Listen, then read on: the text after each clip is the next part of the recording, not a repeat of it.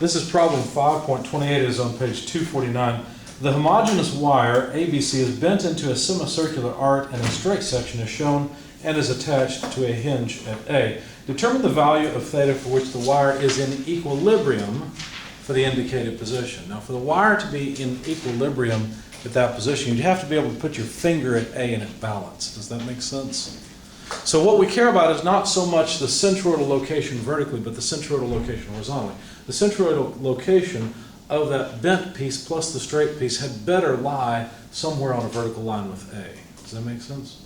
So basically the X position over has to be equal to A. We'll say that again here in just a moment. Right now, here's the straight section, and there's the curved section of wire, maybe something more like this. It's pinned here at A, and the length of the straight section is R, where the, if I were to make a center point, the radius of the bent portion is R, and then we're just trying to figure out what angle from horizontal theta we should make this bend so that we can put our finger at A and it will balance and just stand up. So what did I do? I broke this up into two parts. Part one is the straight segment. We know that the centroid, or the balance point of this line, would be in the center of the line. So if we take a coordinate system that begins on this line here, okay? If we take a coordinate system that begins there, then the location of this point horizontally, which is all we really care about, is r cos theta over 2. Why? Well, because the length from here to here, well, this length here is r, isn't it? That's the hypotenuse. This is just the base of a triangle. It's a right triangle.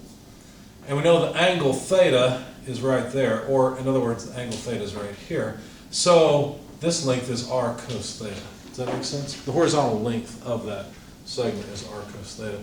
So half of that would be r cos theta over 2. And why would we care about that? Well, we need to know where the centroid of that segment is located. The second part is the semicircular part. And to find out its centroidal location, I had to go into the back of the book because I didn't feel like integrating yet. So go back to, unfortunately the page is not marked, but it's the table that says centroids of common shapes and areas, of areas and lines. Now notice that most of these are areas. In fact, the first 1, 2, 3, 4, 5 sections are all areas, but the last two are all lines. Okay? So where exactly is the centroid? How far over from the center of the semicircle is the centroid that I'm looking for? Which option would you choose? There are 3 there. One of them is area, so that's obviously not it. We're looking for length, right? Do you want X bar or Y bar in the table? X. Look at the table. You want Y bar, right? Well, look at it. Look at the way they've defined Y bar. For them, Y bar is the distance from the center over this way. But they just have rotated a little bit, 90 degrees. You see? So just look at how they've defined it. So basically, if we take the same coordinate system, it starts here with x positive this way. The centroid location of the semicircle must be at, what they say, 2r over pi. Now that doesn't mean that A is right here. A could be back here, it could be over here, I don't know. A is somewhere in relation to this. This is just the centroid of that line, okay? And it's not necessary. In fact, we wouldn't want A to be on top of this point because we've got this other weight, if you will, this other line segment that's going to drag the centroid of the overall shape back a little bit. So we know A had better be to the left of this just a bit. Now, one thing that's important is the length of the line. The length of the line is pretty easy over here. The length, since this is section 1, let me call it L1, that's just R. The length of the line is R. It's simple. What is the length of this line? Well, that's half of a circle. If you wanted the perimeter of a circle, you'd just take what? Pi d, right? Since we want half of that, that would be pi r. So the length of this line is just pi r. Let me also name this x2, that distance to the centroid, and let me name this x1. x1 and x2 are simply the distances to the centroids measured off of a common reference in the back. Okay? And then, because we need all of this to balance, L1 x1 plus x2 L2, or however you want to say it, is x bar times L1 plus L2. We're just talking about line lengths. We're weighting the lengths of the line rather than areas or volumes. Okay? So the centroid of the overall shape, x bar, had better be that distance, right? If it's not, then the shape is not going to balance. Basically, what that means is we know what x bar should be. As a matter of fact, let me rearrange it just a bit. L1 plus L2, I'll just move it to the other side and say that this must be equal to the distance from here to here. Now, what exactly is that distance? Well, that distance will always be, from here to here, r cos theta, won't it? Okay, any questions so far? So now let's plug in everything on the left-hand side. x1 is r cos theta over 2. L1 is r.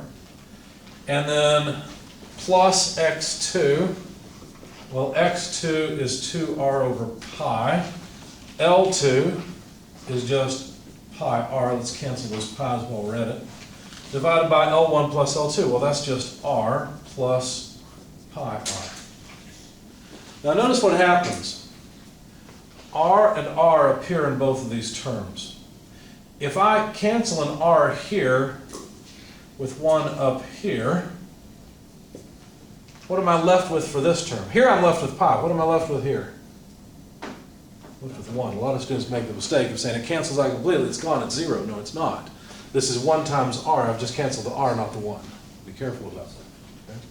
And then notice that there's still an r left over that I can cancel. Now, this equation is no longer true, but all I've done is manipulate things a little bit. So what are we left with? Well, let's see. Excuse me. Don't you hate it when you feel a sneeze coming on and that doesn't happen? Yes. Yeah. That just happened. So cosine theta is equal to cosine theta over 2, that's this piece, plus what are we left with here? A 2.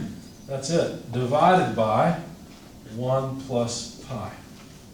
So, we're a little low on the board, but let's continue down here. I want theta by itself, so what I'm going to do is multiply 1 plus pi times cos theta equals cos theta over 2 plus 2. And then, looks like all we need to do is say 1 plus pi minus a half cos theta equals 2. You see what I did? I took this cos theta over 2, moved it to the other side. Realized I could factor out a half, but that half was negative. Okay? So, cos theta is equal to 2 over, well, 1 minus a half is just a fancy way of writing a half. So pi plus a half. Okay? If you take that and calculate the inverse cosine, so let's see, we've got just enough space. So the inverse cosine of 2 over pi plus a half should be theta, and theta comes out to an angle of 56.69 degrees. That's the angle we'd have to make between the straight segment and the horizontal for the balance point to end up right at the end of the straight segment. Okay. Any questions about this problem? Why are you dividing the cosine theta divided by 2? I remember you. Why cosine theta over 2? Uh-huh. Came from here. Gotcha. Because that was x1 and x1 was in the equation. Times L1, but L1 was just R, and so it ended up canceling. Good question. Anything else? I see frowns. That's why I'm waiting. Yeah, could you start over at the beginning, please? I wasn't awake. What was that part between welcome to statics and Yeah. final exam is?